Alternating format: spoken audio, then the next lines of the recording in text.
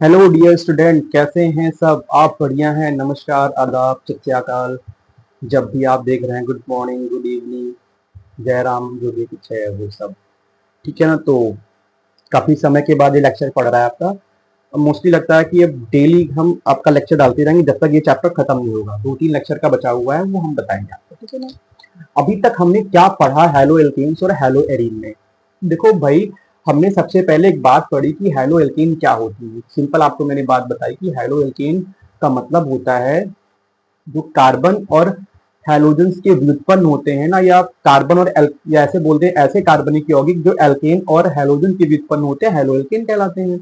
और ऐसे कार्बनिक यौगिक जो बेंजीन और उसके हैलोजन के व्युत्पन्न होते हैं वो हैलो एरीन कहलाती है, ठीक है ना। इसके बाद मैंने क्लासिफिकेशन किया on the basis of present numbers of halogen. उसके बाद सी बॉन्ड एक्स के sp3 हाइब्रिडाइजेशन के अकॉर्डिंग। उसके बाद सी बॉन्ड एक्स के sp2 हाइब्रिडाइजेशन के अकॉर्डिंग वहां भी मैंने डिग्री बांटी, एलाइलिक बांटा, बेंजाइलिक बांटा, ठीक है ना। फिर वहां पर बेनाइलिक बांटा, ये सब मैंने बात बताई, ठीक है ना। इसके बाद हमने क्या बनाने की विधियां, हमने आपको मार्कोनिकॉफ रूल बताया, एंटी मार्कोनिकॉफ रूल बताया, एल्कीन से कैसे बनती वो बता दी, अल्कोहल से कैसे बनती है वो सब मैंने आपको लगभग बता दी। उसके बाद कुछ केमिकल रिएक्शंस आती हैं जिनके द्वारा हम केमिकल रिएक्शन, इनकी कह सकते हैं रासायनिक अभिक्रियाएं, हेलो एल्केन और हेलो एरीन की आपकी जो रासायनिक अभिक्रियाएं हैं ना, हमें वो बात करनी है। तो जब वो हम बात करेंगे तो अब क्या करता किया मैंने आपको, कितनी रिएक्शंस मैंने बता दी। अभी तक जो हमने रिएक्शंस आपको बताई है भाई, वो पहली रिएक्शन जो बताई है वो वुड्स रिएक्शन आपकी हो चुकी है, ठीक। तो दूसरी रिएक्शन बताई है वो वुड्स फिटिंग बताई थी, ठीक है ना। जो तीसरी रिएक्शन थी वो मैंने फिटिंग बता दी थी। इतनी रिएक्शंस हमने आपको 3 बता दी थी अभी तक, ठीक है ना। तो अब क्या करना है, कुछ इसके आगे और भी कुछ रिएक्शंस मुझे पढ़ानी है। अब क्या हुआ कि एक ब्लर हो गया थोड़ा, मैं सही करता हूँ। तो अभी तक जितनी मैंने रिएक्शन ये सब बता डाली, अब इनमें से मुझे कुछ टॉपिक्स पढ़ने बहुत अच्छे से। एक्चुअल में क्या हुआ कि जब हमारी रिएक्शंस हम पढ़ रहे हैं तो वहां पर सबसे बड़ी समस्या यहाँ पर ये हुई कि यहाँ पर जो स्टार्ट, अगर आप एनसीईआरटी की लाइनअप देखेंगे तो आपसे पूछा जाता है कि भैया पहली टॉपिक आती है इसी में नाभिक रागी अभिक्रियाएं क्या होती है, इलेक्ट्रॉन रागी अभिक्रियाएं क्या होती है, ऐसे लिखा होता है नाभिक रागी प्रतिस्थापन अभिक्रियाएं क्या होती है, या इसी को ऐसे लिखा होता है इलेक्ट्रॉन रागी प्रतिस्थापन अभिक्रियाएं क्या होती है। तो क्वेश्चन इज दैट कि मैं आपको बताना चाहूं तो बता दूं, लेकिन ये टॉपिक जो है इलेक्ट्रॉन रागी अभिक्रियाएं, नाभिक रागी एलिमिनेशन, ये सारी की सारी रिएक्शन आपकी क्लास 11 से है। हालांकि क्वेश्चन आपसे पूछा जाता है तो आपको टेंशन नहीं लेना है। आपको नाभिक रागी इलेक्ट्रॉन रागी का सेपरेट लेक्चर, जिसमें मैं नाभिक रागी और इलेक्ट्रॉन रागी अभिक्रियाओं के बारे में बताऊंगा। लेकिन हम क्या करेंगे, सारी रिएक्शन एक साथ पढ़ लेते हैं पहले, उसके बाद जो वस्तु है वो एक साथ में करा दूंगा। मतलब नाभिक रागी और इलेक्ट्रॉन रागी की अभिक्रिया में अभी पढ़ ले रहा हूँ, ठीक है ना। कौन सी है कौन सी कैसे आइडेंटिफाई कर मैं बाद में करा दूंगा, क्योंकि बोर्ड में आपसे बहुत कम क्वेश्चन पूछा जाता है कि नाभिक रागी प्रतिस्थापन अभिक्रिया क्या होती है। पूछा जाएगा बता दूंगा, टेंशन मत लेना, ठीक है ना। ये खत्म होने दो, उसके बाद मैं तुरंत आपको नाभिक रागी प्रतिस्थापन अभिक्रिया क्या होती है, इलेक्ट्रॉन रागी प्रतिस्थापन अभिक्रिया क्या होती है, एलिमिनेशन रिएक्शन क्या होती है, आपको सब बता दूंगा, ठीक है ना। तो यू डोंट वरी। चलिए, अब कुछ रिएक्शंस और होती हैं जो पहले आप बस यहाँ पर लिख लीजिए, देख लीजिए करना क्या है। तो पहली यहीं पर और कुछ रिएक्शन करनी क्या मुझे, जैसे आपकी वुड्स फिटिक हो गई। इसके बाद आपको सैंड मायर, एक लड़की है उसका नाम शिवानी है, उसने पूछा कि सर मुझे सैंड मायर रिएक्शन बताओ, ठीक है ना। तो सैंड मायर रिएक्शन बहुत सिंपल होती है, मैं फिर से बता दूं आपको क्या याद करना। देख भाई, सीधी सी बात है, आपको एनिलीन लेना है, ठीक है, ये रटना है, ठीक है ना। ये फॉर्मूला एनिलीन का होता है। अच्छा, आपको देखा होगा अगर बेंजीन के ऊपर NH2 लगा दो एनिलीन हो जाएगा, बेंजीन के ऊपर OH लगा दो फिनॉल हो जाएगा, बेंजीन के ऊपर Cl लगा दो क्लोरोबेंजीन हो जाएगा, बेंजीन के ऊपर आप CHOCOOH लगा दो सैलिसल्डिहाइड हो जाएगा। तो उसके अकॉर्डिंग आप करते जाइए, ठीक है। ये फॉर्मूला आपका क्या है, ये एनिलीन है। अब इस एनिलीन की रिएक्शन आप NaNO2 sodium nitrate plus HX, temperature 273 से 278 278 केल्विन और 1 से 2 ATM दाब अगर आप देते हैं तो जो हमारा अगले स्टेप में बनता है उसको बोलते हैं N2 प्लस और X माइनस, ठीक है ना। अब क्वेश्चन है कि यहाँ पर भैया N2 प्लस X माइनस, जब भी N प्लस आपका आ जाए, मैं चेक कर लू सर, हाँ साफ दिख रहा है बेटा। मैं फिर से भाई बता दूं आपको कि अगर आपके सामने कुछ ऐसा लिखा है N प्लस, मतलब इसको बोलते हैं एजोनियम आयन, ठीक है ना। This is called as azonium ion. अब यहां पर मान लो 2 हो जाए तो यहां पर इसको बोलते हैं डाई एजोनियम आयन। क्लियर? तो एक्चुअल में जो N2 है वो N2 के फॉर्म में रहना चाहती है, तो जरूरत नहीं इसकी है। ठीक, अब क्या हुआ कि इसको बोलते हैं बेंजीन डाइएजोनियम हैलाइड। ये फॉर्मूला बन गया, बेंजीन डाइएजोनियम हैलाइड। हैलाइड, ठीक। इसकी रिएक्शन फिर से आप Cu2X2 ले लो या CuX ले लो, आपकी मर्जी है। तो जो आप X लोगे वही यहां पर जुड़ जाएगा, ठीक है ना। अब मान लो कि मुझे आपसे क्वेश्चन पूछा है कि एनिलीन से क्लोरोबेंजीन बनाओ, तो आपने क्या करना है, ये सेम फॉर्मूला आपको ले लेना है। एनिलीन से क्लोरोबेंजीन बनाने का बेस्ट मेथड, मैंने यहां पर ये एनिलीन ले लिया, यहां पर सब कुछ सेम ले लिया, बस यहां पर HX की जगह पर HCl ले लिया। ठीक, ये क्लोरोबेंजीन बना तो क्लोरो वाला कंपाउंड लेंगे। इसके बाद ये क्या बनेगा, दिस इज, यहां पर होगा N2 प्लस, और जो X होगा ना वहां पर Cl माइनस हो जाएगा। अब ये क्लोरीन है, इसका नाम तुमने क्या लिखा, बेंजीन डाइएजोनियम हैलाइड। तो इसका नाम क्या पढ़ोगे, benzene diazonium chloride. Benzene diazonium chloride, shortcut में हम लोग BDC बोल रहे, कोई दिक्कत तो नहीं, ठीक है ना। Benzene diazonium chloride. और फिर से आपको क्या बनाना है भाई, मान लो आपको जो बनाना है CuX ले लो आप, ठीक है ना। तो CuCl लेंगे यहाँ पर, जो आपको लेना है वही कंपाउंड यहाँ पर बन जाएगा, ठीक है ना। इसकी मैकेनिज्म नहीं पढ़नी भैया, आपको एक रिएक्शन रखनी है बहुत अच्छे से। अब मान लो आपको यही कंपाउंड ब्रोमोबेंजीन बनानी है, तो ब्रोमोबेंजीन बनाने के लिए आप ब्रोमो वाला कंपाउंड लीजिए। What do you want to make, you can take it. ठीक भाई, चले आगे बढ़े, इसको मिटाएं। अभी तक मैंने पिछला ही सब रिकॉल कराया, चलिए हो गया। अगर फिर से समझ में ना आए बेटा, ये बड़ी इंपॉर्टेंट अब क्वेश्चन है कि हम आपको जो लैंग्वेज लिखवाई है, देखो सीधे आपको 2 नंबर पूछ जाएगा कि सैंड मायर अभिक्रिया क्या होती है, ऐसा क्वेश्चन पूछेगा। तो आपको सीधे आपको ये इक्वेशन रखनी है, इक्वेशन समझनी है, और उस इक्वेशन से आपको लैंग्वेज बना लेनी। मेरे साथ बोलना, मेरे साथ बोलना है आपको, ठीक है ना। कैसे, ये क्या एनिलीन, तो क्या लिखोगे, जब एनिलीन की अभिक्रिया सोडियम नाइट्रेट और HX के साथ 273 से 278 केल्विन और 1 से 2 वायुमंडल दाब पर कराते हैं, तो मुझे बेंजीन डाइएजोनियम हैलाइड प्राप्त होता है। और जब इसकी अभिक्रिया फिर से क्यूप्रस क्लोराइड के साथ कराते हैं तो हेलोएरिन प्राप्त होता है। ये हेलोएरिन का फॉर्मूला हुआ, this is the formula of haloarene. ठीक, समझ पाए ना। और इस अभिक्रिया को सैंडमायर अभिक्रिया कहते हैं। मेरे साथ रहते हो भाई, क्या पढ़ोगे आप, पढ़ोगे जब एनिलीन की अभिक्रिया सोडियम नाइट्रेट और HX के साथ 273 से 278 केल्विन और 1 से 2 वायुमंडल दाब पर कराते हैं तो बेंजीन डाइएजोनियम हैलाइड प्राप्त होता है। और जब इसकी अभिक्रिया फिर से क्यूप्रिक क्लोराइड हैलाइड से कराते हैं तो हेलोएरिन प्राप्त होता है। अब अगर आपसे कोई पूछे एग्जामिनर कि आप मुझे क्लोरोबेंजीन बनाओ, तो इसका मतलब वो शॉर्टकट में आपसे क्लोरोबेंजीन ना बना करके आपसे पूछ रहा है सैंडमायर अभिक्रिया। क्लोरोबेंजीन सैंडमायर अभिक्रिया से बनेगा, ब्रोमोबेंजीन सैंडमायर अभिक्रिया से बनेगा, आयोडोबेंजीन सैंडमायर अभिक्रिया से बनेगा। आप क्लोरो ब्रोमो आयोडो जो लेना चाहते हैं वो यहां पर आप बना सकते हैं, ठीक है भाई, कोई दिक्कत कोई समस्या। चलिए अब मैं इसको फटाफट स्क्रीनशॉट ले लीजिए, मैं इसको रख कर रहा हूं, फिर आगे मैं बढ़ रहा हूं, ठीक है ना। चलिए तो भाई साहब पढ़ते ही रहना, चीजें अगर आप रिकॉर्डिंग नहीं कर पा रहे हैं और मुझे लगता है अगर आप बीच से टपक पड़े हैं और आपको समझ में नहीं आ रहा है तो आप गलत जगह पर आ गए हैं। कृपया करके पीछे जाएं और देखें, क्योंकि चीजें समझ में आपको फिर नहीं आ पा रही होंगी। चीजों को लिखते जाइए, डेली का डेली रिकॉल करते जाइए। That's the funda to learn the organic chemistry, to study the organic chemistry. यही एक फंडा होता है कि आप भैया डेली का डेली रिकॉल करते जाओ। अब कुछ लोग का सर कितना रिकॉल करें, कितना याद करें, तो मैं यही कहूंगा जितना आप उसको याद करते हैं उतने ही आप इसको याद कर लीजिए। किसको करते हैं वो आप ही जान सकते हैं, ठीक। चलिए अब आगे कुछ रिएक्शंस हैं। हम आपको जो रिएक्शन बताने जा रहा हूं उन रिएक्शन के नाम है इलेक्ट्रॉन रागी प्रतिस्थापन। भाई देख हिंदी गड़बड़ हुआ तो आप देख लेना, मैं बोल दिया इलेक्ट्रॉन रागी प्रतिस्थापन अभिक्रियाएं, ठीक है ना। इलेक्ट्रॉन रागी प्रतिस्थापन अभिक्रियाएं, इसको बोलते हैं इलेक्ट्रोफिलिक सब्स्टिट्यूशन रिएक्शन। ठीक भाई, क्या बोलते हैं इसको, इलेक्ट्रोफिलिक सब्स्टिट्यूशन रिएक्शन। थोड़ी मैं ब्राइटनेस इसकी बढ़ाता हूं ताकि सब कुछ सही चले।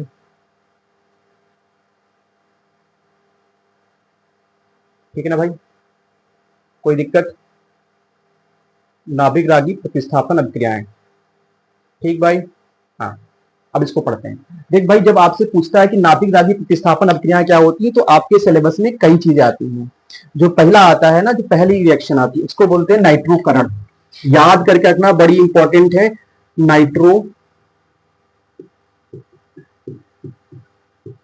नाइट्रेशन बोलते हैं इंग्लिश में इसको नाइट्रेशन बोलते हैं, नाइट्रेशन। ठीक है भाई, सुनना ध्यान से। अच्छा, आपको थोड़ा कंफ्यूजन नहीं होना चाहिए कि देखो भाई, मैं चाहूं तो अभी आपको इलेक्ट्रॉन रागी, नाभिक रागी रिएक्शन बता सकता हूं, लेकिन वहां बताने के लिए आपको ये पता होना चाहिए कि इलेक्ट्रॉन रागी क्या होते हैं। इलेक्ट्रॉन रागी को इंग्लिश में इलेक्ट्रोफाइल बोलते हैं। नाभिक रागी क्या होते हैं? नाभिक रागी इंग्लिश में न्यूक्लियोफाइल होते हैं।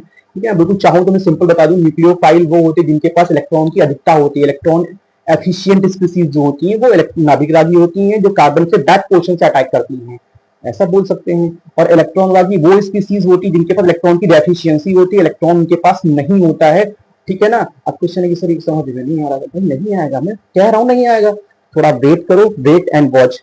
ठीक है ना, फिर मैं आपको ये, क्योंकि वो इतना इंपॉर्टेंट नहीं है जितनी रिएक्शन इंपॉर्टेंट है। अभी तक कम से कम 10 से 15 बार बोर्ड में पूछी गई है, मैं यहाँ लिख दे रहा हूँ। ठीक है ना, यही सेम रिएक्शन सन 2022 में पूछी गई, 23 में, 24 में, 25 में, 17 में, 18 में, ये लगातार पूछी जाती है। मतलब कह सकते हैं वेरी वेरी इंपॉर्टेंट रिएक्शंस। ठीक है ना।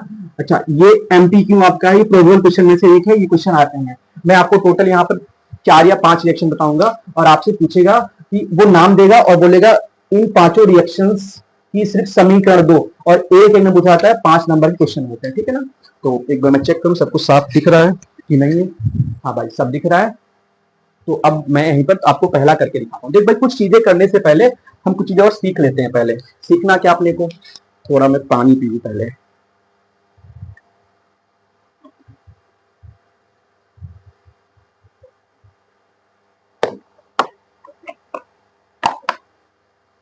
देखो भाई,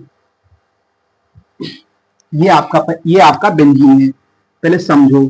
दिख रहा है भाई सब कुछ, ये आपका बेंजीन है। बेंजीन को हम ऐसे लिखते हैं। ठीक, क्लियर हुआ। अभी आपका जब मैं देख लूं भाई सब कुछ दिख रहा है कि नहीं, ऐसा नहीं लगे कि ब्लर हो जाए और आपको समझ में, हाँ दिख रहा है। ठीक है ना। ये आपका पास बेंजीन की स्ट्रक्चर है। थोड़ी ये वाला टेढ़ा बन गया, इसमें देखने गया था मैं, क्या करूं भाई, जिंदगी टेढ़ी है तो फिर देख ले भाई यार, टेढ़ा सीधा देखना। This is the formula of benzene, ये बेंजीन है। अब भाई साहब सुनना कि बेंजीन के पास 3 पोजीशंस होती हैं। बेंजीन के पास कितनी, मेरी बात सुनना ध्यान से, केयरफुली, वेट एंड वॉच, आराम से देखना, मैं आराम से बिल्कुल पढ़ा रहा हूँ। ठीक है ना। बेंजीन के पास 3 पोजीशंस होती हैं। ठीक है ना। एक पोजीशन ये वाली होती है, एक पोजीशन ये वाली होती है, एक पोजीशन ये वाली होती है। ठीक है ना। उसके बाद अगर देखो तो फिर एक पोजीशन ये, एक पोजीशन ये, मतलब 3 ही तो नहीं, टोटल 6 है तो 3 ही है ना भाई। अब मैं, सिंपल सी बात है, ये मार्कर है भाई, ये मार्कर है। ठीक है ना। तो जितनी दूरी ये तय, जो पोजीशन यहां पर वही, तो इसलिए दोनों तो बराबर रहेंगे गिनतियों में। ठीक है ना। टोटल 6 कार्बन है, तो इस वाली पोजीशन को हम लोग बोलते हैं ऑर्थो पोजीशन, ऑर्थो। इस वाले को मेटा बोलते हैं और इस वाले को पैरा बोलते हैं। कुछ लोग कह रहे होंगे सर जी बड़ी इंग्लिश मार दी। भाई साहब, ये इंग्लिश में ही आपको हिंदी में लिख लेना कि बेंजीन की ऑर्थो, इस पोजीशन को बेंजीन के इस वाली, ध्यान सुनना, ये 5 रिएक्शन इंपॉर्टेंट है वरना समझ में आपको नहीं आएंगे। ठीक है ना। बेंजीन की इस वाली पोजीशन को ऑर्थो कहते हैं, बेंजीन की इस वाली पोजीशन को मेटा कहते हैं, बेंजीन की इस वाली पोजीशन को पैरा कहते हैं। ठीक। कुछ लोग कहेंगे सर हमने तो भाई ऐसा पढ़ा होगा, बोल रहे होंगे ये वाली ऑर्थो मैंने पढ़ी है और ये वाली मेटा पढ़ी है और ये वाली पैरा पढ़ी है। भाई कोई दिक्कत नहीं, अगर ये ऑर्थो तो ये मेटा, ये पैरा। अब मान लो अगर इसको तुमने ऑर्थो मान लिया तो ये मेटा हो जाएगा, ये पैरा हो जाएगा। तुमने इसको ऑर्थो मान लिया तो ये मेटा। भाई अल्टीमेट 3 ही पोजीशन होंगी ऑर्थो मेटा पैरा की बेंजीन। ठीक है ना। तो बेंजीन की 3 पोजीशन होती है, एक ऑर्थो, मेटा, पैरा। मेरे साथ बोल भाई, बोल भाई यार, मुंह से पेन निकाल। ठीक है ना। ऑर्थो, मेटा, पैरा, 3 पोजीशन होती है बेंजीन की। ठीक है ना। आगे बढ़ू अभी, चलिए। अब क्या होता है, मेरी बात और ध्यान सुनना, ऑर्थो पोजीशन पर और पैरा पोजीशन पर ड्यू टू रेजोनेंस। भाई देख, मैं मेरा जो तरीका मैं बता आपको सब दे रहा हूं, लेकिन सब तेरे को याद नहीं करना है, बिल्कुल सिंपल याद करना है। ठीक है ना। मैं आपको कह रहा हूं बेंजीन के अंदर रेजोनेंस होता है। रेजोनेंस का मतलब होता है अनुनादी संरचना, और अनुनाद के कारण बेंजीन के ऑर्थो पोजीशन पर और पैरा पोजीशन पर इलेक्ट्रॉन की अधिकता ज्यादा होती है, इलेक्ट्रॉन की डेंसिटी ज्यादा होगी। इसका मतलब जो इलेक्ट्रोफाइल होता है उसके पास इलेक्ट्रॉन की कमी होती है। तो इसका मतलब ये हुआ कि इलेक्ट्रॉन की कमी होने की वजह से इलेक्ट्रोफाइल वहां पर अटैक करेगा जहां पर इलेक्ट्रॉन की डेंसिटी ज्यादा होगी। समझ पाए? मैं छोड़ दे भाई, नहीं है छोड़ दे, बस मैंने बताया यहां पर, अगर तुम समझ पा रहे हो तो समझ लो, नहीं समझ पा रहे हो मैं दोबारा बताऊंगा इस सब चीजों को। लेकिन आपको इतनी समझना है कि इतना रूट लिखना है आपको, ये वाली पोजीशन ऑर्थो, ये वाली मेटा और ये वाली पैरा, बेंजीन के केस में, ठीक है। सारे बेंजीन होते हैं, यहाँ क्लोरीन भी लगा दोगे तो भी ऐसी कंडीशन चलती रहेगी। एक मिनट भाई,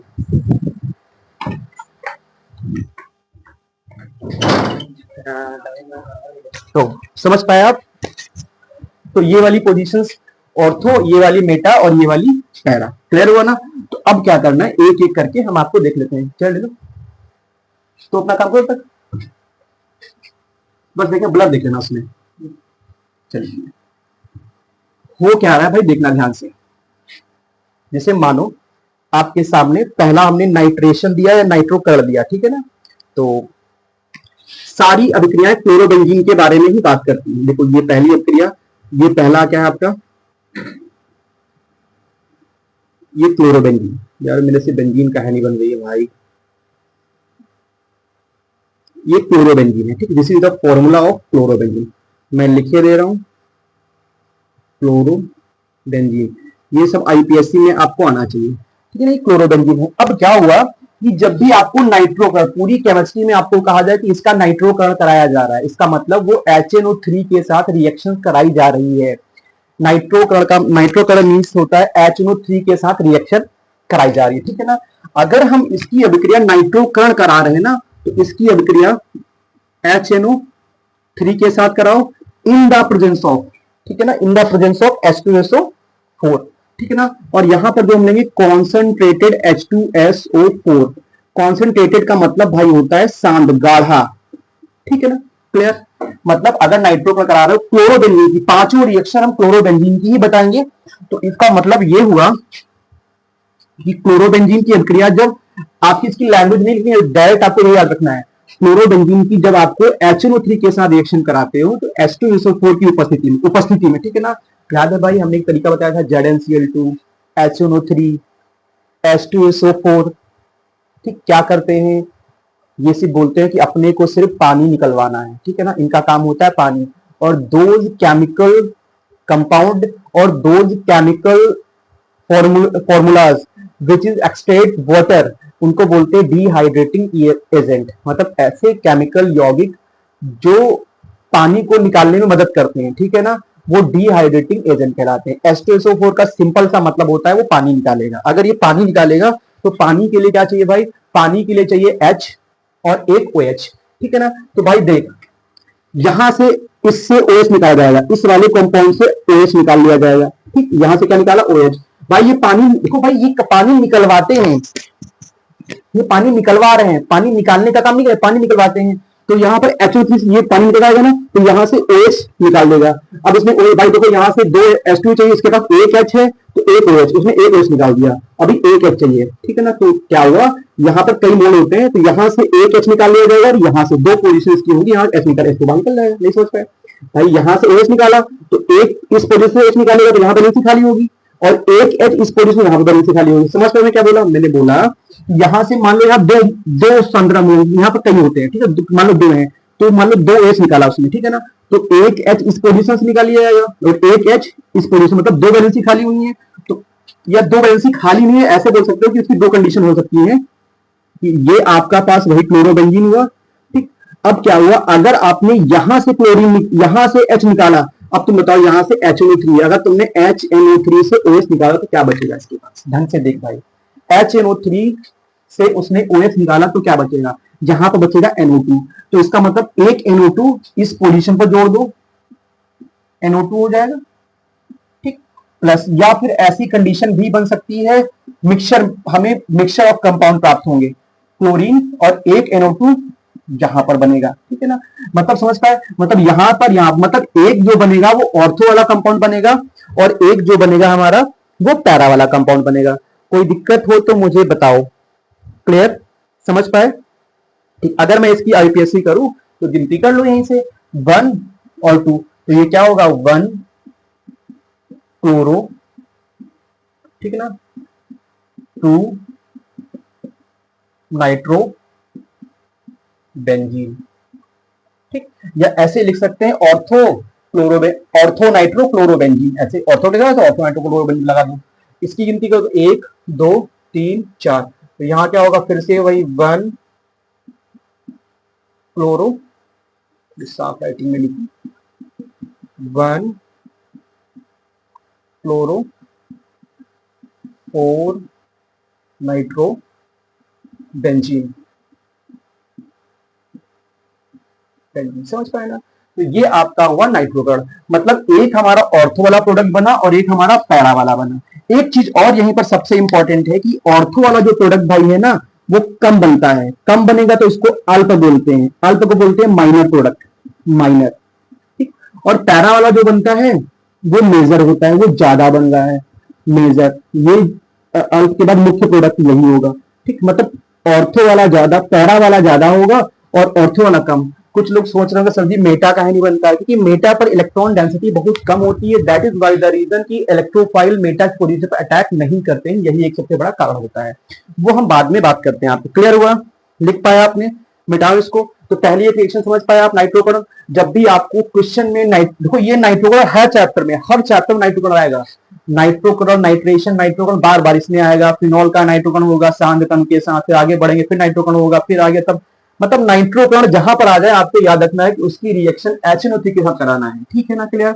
इसको मिटाऊं, इसके बाद अगली रिएक्शन हमारी कौन सी है, पहला, ठीक है ना। नाइट्रोकर्ण के बाद दूसरी जो भाई साहब रिएक्शन है ना वो हैलोजनन अभिक्रिया है। ठीक है ना, अब देखते हैं आगे कौन सी रिएक्शन है, हैलोजनन। ठीक है ना, ये सब पूछी जाती है, बहुत बार पूछी गई। It's a very very very important reactions for your boards. ठीक, चलिए देख भाई अगले स्टेप में हाइड्रोजन का मतलब होता है, जैसे मान भाई मैंने यहां पर क्लोरोबेंजीन ले लिया, ठीक, चीजें वही लेनी है बार बार, chlorobenzene, this is the formula of chlorobenzene. इसकी रिएक्शन मैंने Cl2 के साथ करा दी, हाइड्रोजन में Cl2 से भी साथ कराएंगे, ठीक, जो यहां लेंगे इसके साथ करा देंगे, और जो यहां पर लेंगे AlCl3। कुछ लोग निर्जल चाहते हैं तो निर्जल ले लीजिए,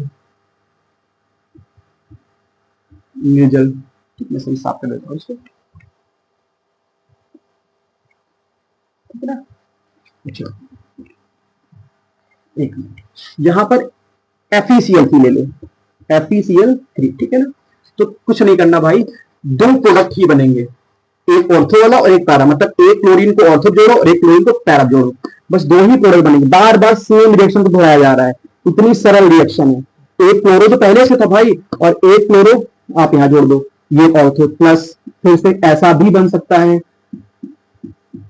क्लोरो क्लोरो, इसको क्या लिखेंगे 1,2 डाई क्लोरो बेंजीन, इसको क्या लिखेंगे 1 1 2 3 4 पर 1,4 डाई क्लोरो बेंजीन। ठीक है भाई, कोई दिक्कत, कोई समस्या, चले इसको फटाफट नोट करिए, मैं आगे बढ़ रहा हूं। अब आगे फिर से वही चीजें हैं कि भाई इसको बोलते हैं मेजर, मतलब ये कम होगा तो माइनर, माइनर का मतलब कम बनेगा, अल्प बनेगा, और ये वाला मेजर, यही मुख्य होगा मेजर। ठीक है ना, चलिए इसके बाद अच्छा ये रिएक्शन कौन सी थी, जो ये रिएक्शन मैं पढ़ा रहा हूं इसको बोलते हैं हैलोजनन। नाइट्रेशन, हैलोजन हो गया, नाइट्रेशन हो गया, दो रिएक्शन हुई। भाई क्लोरोबेंजीन के बारे में बात करते हैं। क्लोरोबेंजीन में आपको बस दो ही चीजें करती रहनी है, बस और कुछ नहीं करना है, सिंपल सिंपल तरीका है, कोई चीज आगे बढ़नी ही नहीं अपने को। ठीक, क्लियर, चलें आगे बढ़े। चलिए भाई कॉपी पेन से लिखते जाओ, ये सब चीजें नहीं लिखेंगे तो कैसे काम चलेगा भाई। देखो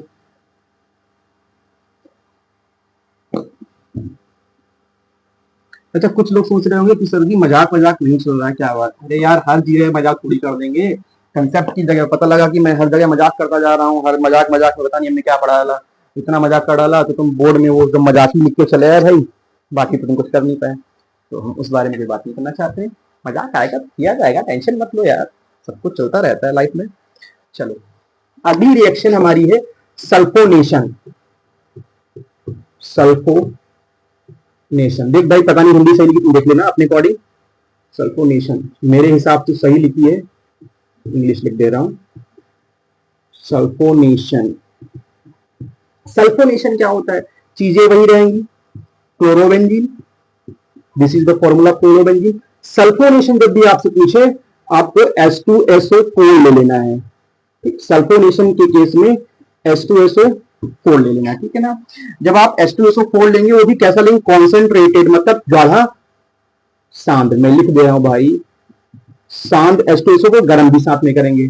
देख भाई, जब भी आपको सल्फोनेशन है, आपने H2SO4 ले लिया, और इसका एक ही सबसे बढ़िया काम होता है, ये पानी को निकालने में मदद करेगा। पानी जब निकालेगा, कुछ लोग सोच रहे हैं पानी निकाल रहे हैं और आप पानी डाल रहे हो, अपने लिए पी रहे हैं। पानी निकालने के लिए उसको क्या चाहिए? OH और AH। देख, इसके पास कहीं OH है नहीं, निकलवाना। अब क्वेश्चन ये है कि जब इसके पास OH नहीं है, तो ये अपने से OH निकालेगा। ठीक, ये अपना OH देगा खुद। ठीक, तो जब यहां से OH उसने निकाल दिया, क्वेश्चन तुमको सर ये क्या निकाल रहा है? तो निकलवाता है। अरे भाई, जब OH उसके पास है तो क्या निकालोगे बे? पागल हो तुम क्या? मैं, तू सुन भाई ध्यान से। अगर तुम मुझे बताओ, पानी, अगर भाई तुम्हारे पास ज्ञान है ही नहीं, तो ज्ञान क्या ले तुमसे? ज्ञान भरा पड़ा हुआ है, वो सब, वो इधर उधर चैटिंग वेटिंग वाला सब ज्ञान भरा पड़ा, तो हम तुमसे ज्ञान क्या ले भाई? तुम बताओ मुझे, तुमसे हम वही चीज मांग सकते हैं जो तुम्हारे पास हो, और जो तुम्हारे पास है नहीं तो तुम क्या करोगे? मान लो पड़ोसी में एक शादी आपकी, आपकी शादी कैसे हो जाएगी? मान लो पड़ोस में आपकी शादी होने वाली किसी की है, ठीक है ना। तो पड़ोस में अब मान लो कि शादी जब होने वाली है, तो आपसे कोई चीज, आप घर में कोई चीज मांगने आए हैं, वो चीज हमारे घर में नहीं है, ठीक है ना। तो तुम क्या बोलोगे? तुम्हारे पास है नहीं तो क्या दोगे? ठीक है ना। तो पड़ोस वाले का मैं ही दे देता हूँ, तुम क्या दोगे? समझ पाए ना? बस वही वाला हाल यहाँ पर है। इसने क्या अपने से OH निकाला। अगर यहां से H2SO4, मेरी बात सुन, मैं यहां पर लिख दे रहा हूं, समझाता हूं आपको। अगर H2SO4 से एक OH निकला तो बताओ, मन में बताओ तुमने क्या निकला, क्या बचा? अगर H2SO4 से तुमने OH को निकाल दिया, H2SO4 से तुमने OH को निकाला, क्या बचा? तुम मुझे बताओ। H2SO4 को तुमने H2SO4 से तुमने OH निकाला तो क्या बचा? हाँ, सही बोला। अगर तुमने H2SO4 से OH को निकाल दिया, तो सिंपल क्या बचा? यहां से बचा SO3 SO3 भाई, 3OH 3H 3, क्या करना यार, 3O और 1HS, SO3 बचा, ठीक है ना। तो कुछ नहीं करना है, वही चीजें वही बढ़नी है। ठीक, यहां पर क्या करना है? ये क्लोरोबेंजीन है, एक SO3H ऑर्थो को लगाओ, प्लस दूसरा प्रोडक्ट बनाओ। चीजें बार बार वही करनी, बार बार रिपीटिशन हो रहा है। SO3H एक पैरा पे लगाओ, पैरा वाला मेजर होगा, ये वाला माइनर होगा। नाम क्या होगा? गिनती इस बार यहां से करेंगे 1 2। ठीक, तो यहां पर क्या हो जाएगा? 2 क्लोरो बेंजीन। सुनना मेरी बात अच्छे से, किसी के साथ अगर SO3H लग जाए, ये ठीक है ना, तो ये होता है सल्फोनिक। इसमें लगाते हैं हिंदी लिखूं भाई, हिंदी लिख दूं, सल्फोनिक अम्ल। ठीक, क्या लगाते हैं इसके लास्ट में? जिस पर लगा उसका नाम लिखो, इसके लगा सल्फोनिक अम्ल, ठीक है ना। तो ये क्या होगा? बेंजीन सल्फोनिक अम्ल।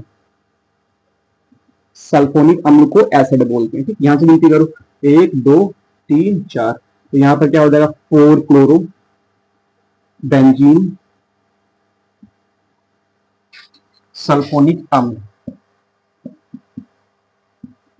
सल्फोनिक एसिड, ठीक है ना। ये वाला कितना? ये वाला माइनर होगा, माइनर का मैं लिख दे रहा हूं, ये होगा अल्फ, ठीक, और ये वाला मुख्य होगा। ठीक, समझ पाए ना? मतलब ऑर्थो वाला कम होता है और पैरा वाला ज्यादा होता है। बात समझ में आ रही भाई?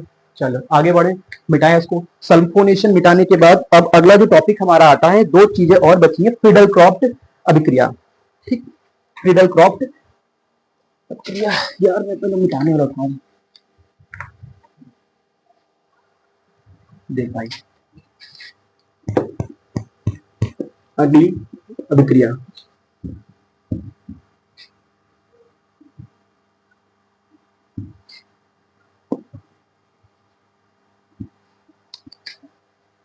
अगली जो हमारी अभिक्रिया है उसको बोलते हैं फ्रीडल क्राफ्ट अभिक्रिया। ठीक, चीजें वही हैं, ये बेंजीन है, ये Cl है।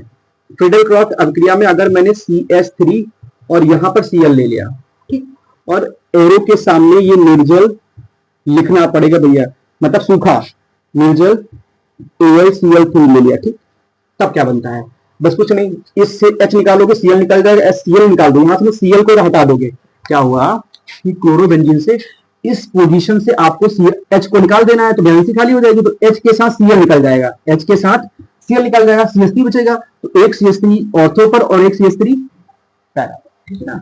तो क्या बनेगा, यहां क्या बचेगा Cl, ठीक है ना, और इस पोजीशन पर CH3 प्लस, यहां पर Cl और इस पोजीशन पर CH3, ठीक है ना। मतलब एक ऑर्थो वाला कंपाउंड बनेगा और एक हमारा पैरा वाला कंपाउंड बनेगा। गिनती कर लो, इसका नाम होगा 1 2, तो यहां होगा 1 क्लोरो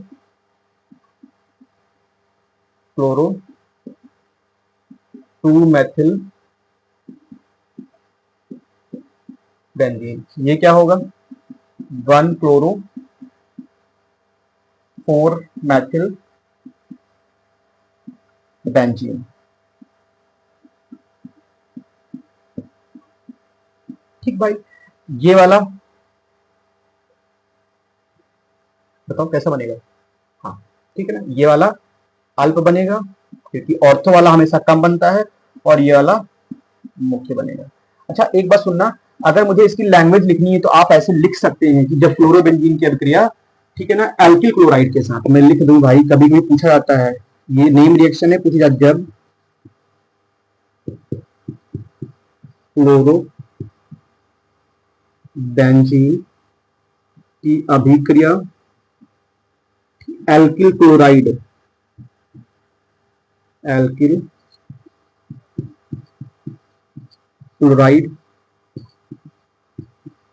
के साथ निर्जल AlCl3 के साथ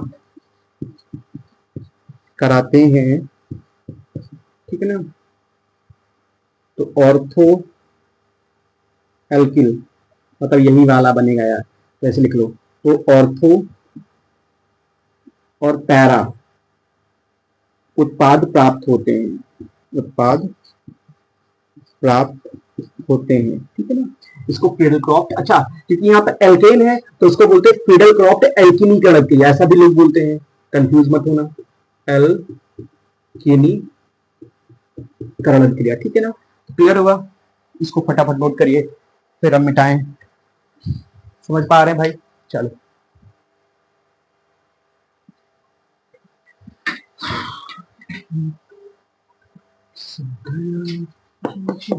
हो गया भाई,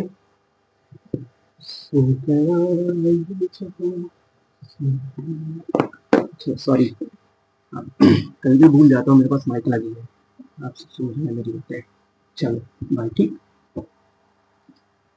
आगे फ्रीडल क्रॉफ्ट एल्कीनीकरण हो गया भाई, इसके बाद जो अगला टॉपिक इसी में है,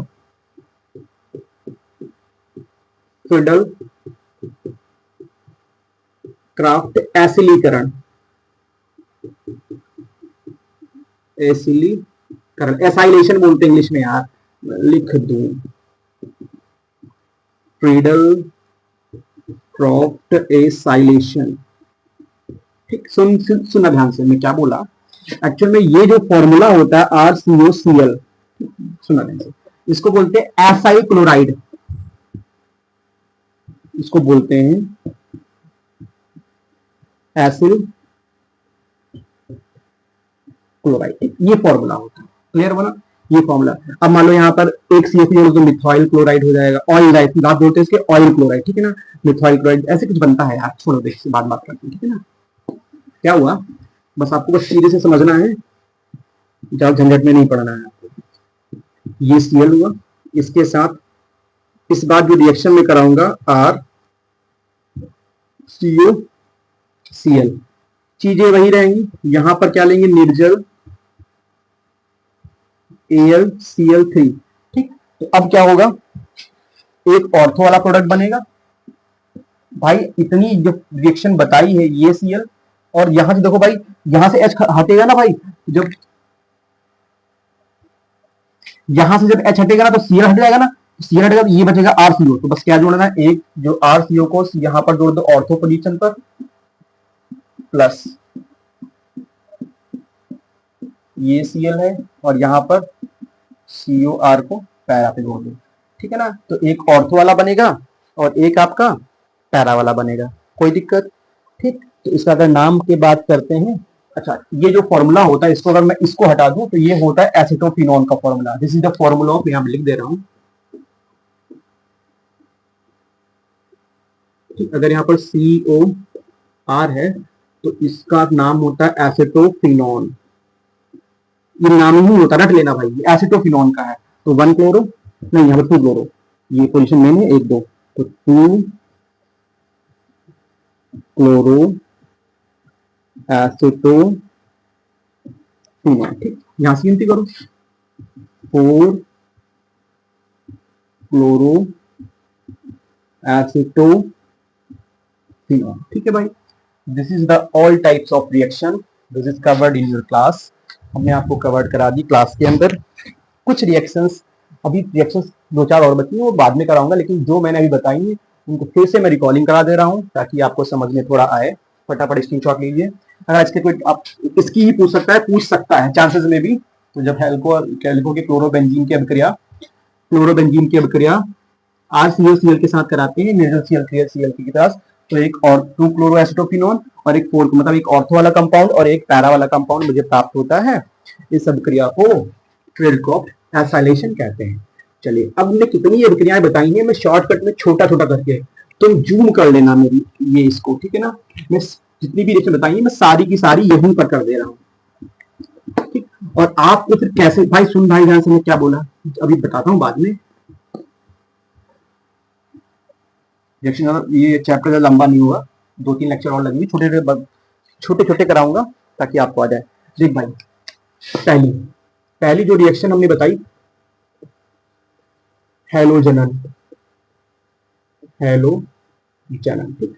अगर हेलोजनन के बारे में बात करें तो आप सिंपल क्या करते हैं, एक क्लोरोबेंजीन ले लेते हैं, ठीक। इसकी अभिक्रिया Cl2 के साथ, और यहां पर FeCl3, वो भी कैसा होगा, निर्जल एनहाइड्रस, ठीक। तो क्या बनता है याद है आपको, 2 क्लोरो बनते हैं। ये वाला है ना, सिंपल है कि एक क्लोरीन ऑर्थो पर प्लस एक क्लोरीन पैरा पर, ठीक। ये वाला माइनर होगा, मतलब ये वाला कम होगा, माइनर का मतलब कम और मेजर का मतलब ज्यादा। आईपेसिन हम पहले लिख के रख दिया। दूसरी जो रिएक्शन हमारी थी, दूसरी रिएक्शन का नाम है नाइट्रेशन। नाइट्रेशन को इंग्लिश में बोलते हैं, नाइट्रेशन ही बोलते हैं, नाइट्रोकरण, ठीक। इसको कैसे होता है, देखो भैया, ये क्लोरोबेंजीन है, इसकी अभिक्रिया HNO3 के साथ कराओ, H2SO4 लो, सांद्र, तो यहां से क्या है, OH निकलेगा तो NO3 बचेगा, बस कुछ नहीं करना, एक NO3 को, ये Cl रहेगा, उतना ही रहेगा, एक NO3 को, एक NO2 को, NO2 बचेगा यहाँ पर, सॉरी फॉर दैट, एक NO2 को ऑर्थो जोड़ो और एक NO2 को पैरा जोड़ो। देखो इसकी मैकेनिज्म आपको नहीं पढ़नी भाई, क्यों इतना बर्बाद करना, आपको 12th ही तो देना है। तीसरी रिएक्शन, तीसरी हमारी सबसे इंपॉर्टेंट इंपॉर्टेंट है, सल्फोनेशन।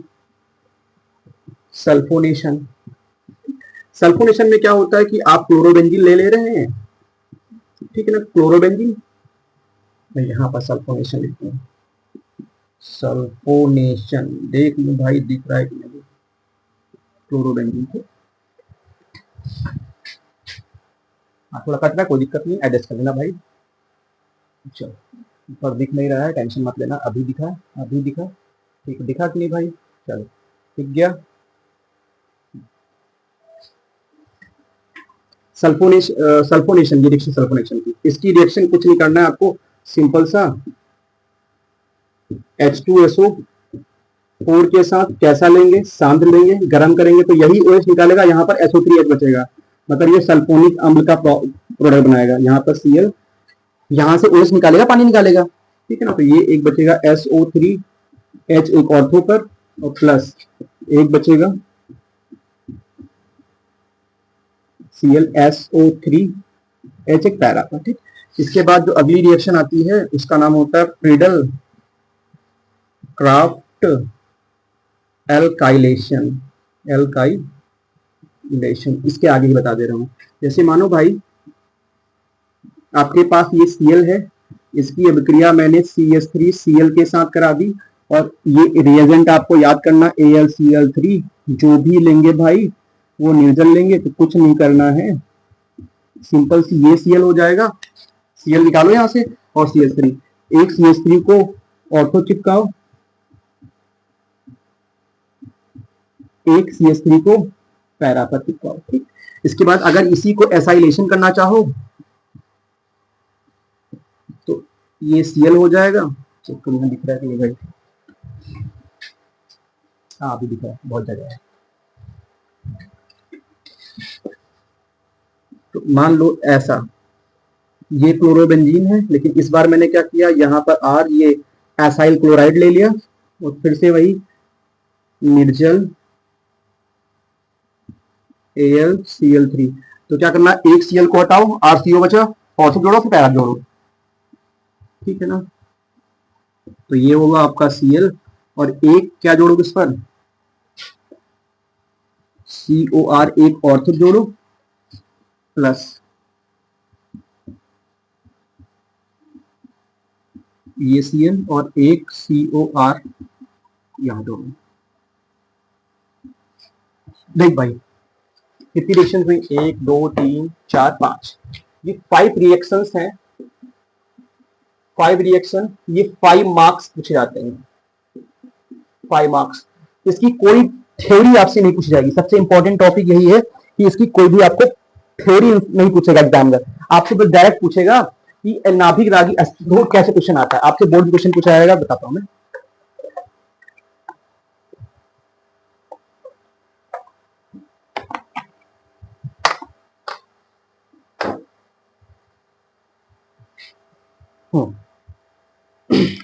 देखता हूं दिख रहा है कि नहीं, टाइम बहुत हो गया है, मैं अब ज्यादा नहीं बताऊंगा, इसके बाद खत्म करता हूं। मैं ये कह रहा हूं कि 5 रिएक्शन है, और ये 5 रिएक्शन मुझे ऐसा लगता है कि सन 2027 में ये आएंगी, ये वेरी इंपॉर्टेंट रिएक्शंस हैं। क्वेश्चन कैसे पूछेगा, क्वेश्चन पूछेगा कि हेलो एल्केन में नाभिक क्लोरोबेंजीन की नाभिक रागी प्रतिस्थापन अभिक्रियाओं के एग्जाम्पल बताओ, ठीक है ना, 5 एग्जाम्पल यही होते हैं, लिख दोगे 5 नंबर, और बोलेगा सिर्फ रासायनिक समीकरण दो, कोई थ्योरी नहीं पूछेगा, फर्जी का कोई थ्योरी पूछता ही नहीं इसमें, ठीक है ना। या कभी कभी डायरेक्ट पूछेगा कि क्लोरोबेंजीन का हेलोजनन कराओ, सल्फोनेशन कराओ, नाइट्रोकरण कराओ, और फिडल क्रॉप एल्काइलेशन कराओ। 5 बोलेगा सिर्फ रासायनिक समीकरण दो, ऐसे ही पूछता है, बार बार पूछता है, बार बार पूछेगा, आप कंफ्यूज मत होइएगा। आपको बस क्या करना है, आपको 2 चीजें याद रखनी, जो भी चीजें हम ले रहे हैं, एक ऑर्थो पे जोड़ेंगे और एक पैरा पे जोड़ेंगे, ortho para, ortho para. Ortho वाला कम होता है, पैरा वाला ज्यादा होता है, ऑर्थो वाला कम होगा तो अल्प होगा, पैरा वाला ज्यादा होगा तो अति होगा या मुख्य प्रोडक्ट होगा, ठीक है ना। 2 चीजें करनी है। क्वेश्चन से कि सर हम कैसे करें, ठीक है ना, तो मैं इसका तरीका यही है कि आपको अभी जब ये क्लास खत्म हो रही है, जब कल हम आपको फिर से, अब छुट्टी नहीं होगी, कल क्लास पड़ेगी आपकी, ठीक है ना। तो अब क्या हुआ कि इसको क्या करना है, आपको 10 टाइम्स लिखना है, आपको सिर्फ लिखना है पेज पर, ठीक ठीक। अच्छा आपने 10 टाइम लिखा है तो आप बाद में अभी जब लिख लेना, उसके बाद मुझे कमेंट करके आप बताइएगा कि आपने क्या 10 टाइम लिखा है कि नहीं, ठीक है ना। अगर लिखा है उसके आगे अपना आप नाम लिखिएगा, मैं आपका नाम डिस्क्लोज करूंगा अगले क्लास में, ठीक है ना। तो आपको ये 5 रिएक्शंस क्या क्या मैंने पढ़ा के रखी, अभी तक हमने जो पढ़ाई आपको शुरुआत, जो केमिकल रिएक्शंस में हमने आपको जो सिंपल पढ़ाई, एक ये 5 रिएक्शंस आपकी हैं, hydrogen, nitration, sulphonation, Friedel Crafts alkylation, और इसके बाद फिडल क्रॉप एसाइलेशन, ठीक है ना। ये 5 तो बड़ी इंपॉर्टेंट है। उसके बाद कुछ और रिएक्शन बताए, सैंडमायर भी बता दी मैंने यहीं पर, ठीक। इसके बाद हमने वुड्स बता दी, वुड्स फिटिक बता दी, और फिटिक बता दी। अगर मैं ओवरऑल रिएक्शन के बारे में बात करूं तो 16-17 रिएक्शन होती हैं, और ये रिएक्शन से हमेशा क्वेश्चन फंसते हैं, ये बहुत इंपॉर्टेंट है, मैं बार बार, ठीक है ना। अब क्या उसको बोलते हैं, हनुमान के जैसा अगर मेरे पास कोई शक्ति होती तो भी मैं ऐसा सीना फाड़ता और दिखाता कि भाई देख ये पूछी जाएगी, ऐसा नहीं कर सकते भाई। अगर मैं समझ रहे ना, तो फिर मैं बार बार मुंह से ही बोल पा रहा हूँ, तुम मुंह से सुन पा रहे हो, तो मेरी बात ध्यान सुनना, ये पूछी जाएंगी 27 में, very very very important reactions हैं। अब क्वेश्चन है कि हो सकता है कि आप जिस एग्जाम हॉल में बैठे हैं जो सेट पेपर आपको मिला वहां ना पूछ जाए, किसी दूसरे पूछी जाएगी, लेकिन पूछी ही जाती है, बहुत ही इंपॉर्टेंट है, ठीक है ना। मुझे लगता है कि एक दो रिएक्शन और बचती हैं, वो मैं कल आराम से फिर से बताऊंगा, बता दूं कि ना बताऊं। अच्छा हाँ, बता चुका हूं मैं, ठीक है ना। केवेज का नेजल केवेज और एल्कोहलिक तो बताने जरूरत नहीं है। मुझे लगता है कि मोस्ट ऑफ डायरेक्शन सारी हो गई, कुछ एक दो चार डायरेक्शन धातुओं से अभिक्रिया गिरनाट अभिकरण वहां बना लेते हैं, तो मुझे लगता है ये पूरा खत्म होता है। इसके बाद नाभिक रागी और इलेक्ट्रॉन रागी मैं लिख करके दे दूंगा, पूरा समझा दूंगा थोड़ा बड़ा, क्योंकि ज्यादा आपको कंसेप्ट पढ़ना ही नहीं है आपको, ठीक है ना। तो वो आप कर लेना। उसके बाद कुछ यौगिक बचते हैं, 2 या 3 क्लास होगी, कल छुट्टी आपकी नहीं रहेगी, क्लास होगी। और मे भी हो सकता है कि आपकी क्लास में कल लाइव लूं, कसम खा के नहीं बैठा हूँ भाई, क्योंकि कल क्लास आपकी आएगी, ये क्लास थोड़ी लेट में आपकी आ रही है। चलिए मिलते हैं, tata bye bye, till okay, love you, see you.